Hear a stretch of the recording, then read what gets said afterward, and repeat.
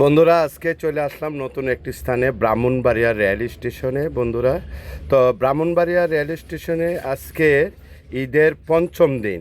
তো পঞ্চম দিনের দেখেন তিতাস কমিউটার ব্রাহ্মণবাড়িয়া টু ঢাকা যে তিতাস কমিউটার ট্রেনটি চলাচল করে। দেখেন আজকে অনেক যাত্রী, প্রচণ্ড ভিড়, যাত্রীদের এত ভিড় এই ট্রেনে। তবে বাংলাদেশ রেলওয়ে কর্তৃপক্ষের কাছে অনুরোধ রইল, আপনারা আরেকটা স্পেশাল ট্রেন অথবা স্পেশাল ট্রেন যদি না দিতে পারেন তো তিতাস কমিউটার ট্রেনের 2টা অথবা 3টা বগি যদি বাড়াই দেন, আমার মনে হয় এই যাত্রীদের যে কষ্টটা যে এত ভিড় হয়, সিট পাওয়া যায় না, দাঁড়ায় যেতে হয়, প্রচণ্ড ভিড় আজকে।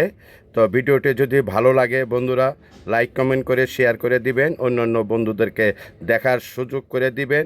আজকে ঈদের পঞ্চম দিনের তিতাস কমিউটার ট্রেনের যাত্রীর অবস্থা ভয়াবহ অবস্থা। ভিডিওটি ভালো লাগলে শেয়ার করে দিবেন, কমেন্ট করে দিবেন, আর বিশেষ করে আমার চ্যানেলটিকে সাবস্ক্রাইব করে পাশে থাকবেন নতুন নতুন ভিডিও পাওয়ার জন্য। ধন্যবাদ সবাইকে।